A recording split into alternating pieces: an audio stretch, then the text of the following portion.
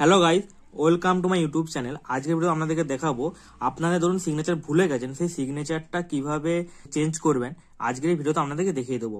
চলুন দেখে নিই কিভাবে হচ্ছে। দেখুন, এটা হচ্ছে আমার ইউকো ব্যাংকের সিগনেচার চেঞ্জ করার ফর্ম। আপনাকে এরকম একটা কাগজ দিবে, কাগজে আপনাকে ফিল আপ করে জমা করতে হবে, তবে আপনার সিগনেচারটা চেঞ্জ হবে। প্রথমে লেখাই আছে যে অ্যাকাউন্ট নাম্বার, সিম্পলি আপনি এই ঘটনায় অ্যাকাউন্ট নাম্বারটা লিখে দেবেন। তারপর লেখা দেখুন অ্যাকাউন্ট টাইপ, সিম্পলি এখানে অ্যাকাউন্ট টাইপটা লিখে দেবেন। আর উপরে ব্রাঞ্চ এগুলো লেখাই থাকে, কিছু করতে হবে না। সিম্পলি লেখা আছে উইল সিগনেচার, এখানে বা থাম মানে হচ্ছে বুড়ো আঙুলে ছাপ দিতে হবে, নাহলে এখানে সিগনেচার করতে হবে। আপনি যদি সিগনেচার করতে পারেন তাহলে সিগনেচার করে দেবেন, এবং এখানে একটা ছবি অ্যাটাচ করে দেবেন। তারপর দেখুন 2 নম্বরে যদি আপনার জয়েন্ট অ্যাকাউন্ট হয় তাহলে এখানে আরেকজনের নাম লিখতে হবে, তার ছবি দিতে হবে, তার এখানে থাম বা সিগনেচার করতে হবে। আর আমরা যদি সিঙ্গেল অ্যাকাউন্ট হয় তাহলে সিম্পলি একটা করলেই হবে। চলুন এবারে পেছন দিকটা দেখে নিই, পেছন দিকে আর কি কি দিয়েছে।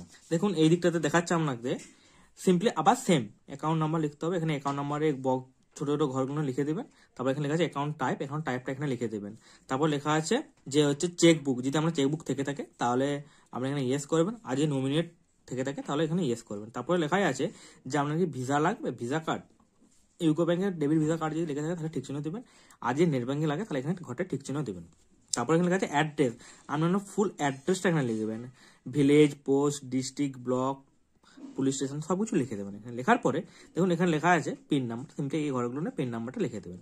তারপর লেখা আছে ইমেল অ্যাড্রেস, আপনার যদি ব্যাংক অ্যাকাউন্টে ইমেল অ্যাড্রেস অ্যাড করে থাকে তাহলে সেটা দেবেন, না হলে যে কোনো একটা দিলেই আপনার ইমেল অ্যাড্রেস হবে। তারপর লেখা আছে এখানে মোবাইল নাম্বার, সিম্পলি আমরা যে মোবাইল নাম্বারটা ভ্যালিড মোবাইল নাম্বার, সেই মোবাইল নাম্বারটা এখানে দিয়ে দেবেন। লেখার পরে এখন টেলিফোন নাম্বার যদি থেকে থাকে তাহলে টেলিফোন নাম্বার দেবেন, আচ্ছা না থেকে থাকে না দিলেও চলবে, কোনো অসুবিধা নেই। তারপর এখন ডেট, আপনি যে ডেটে জমা করবেন সেই ডেটটা এখানে লিখে দেবেন। তারপর লেখা যায় যে অফিসার আপনারা এইটা নেবে সেখানে সিগনেচার করে দেবে, আপনার কাজটা করে দেবেন। তো বন্ধুরা, এই ছিল আমাদের আজকের এই ভিডিও, সিগনেচার চেঞ্জের ভিডিও। আমার যদি এই ভিডিওটা ভালো লেগে থাকে তাহলে অবশ্যই আমার চ্যানেলটাকে সাবস্ক্রাইব করে দেবেন।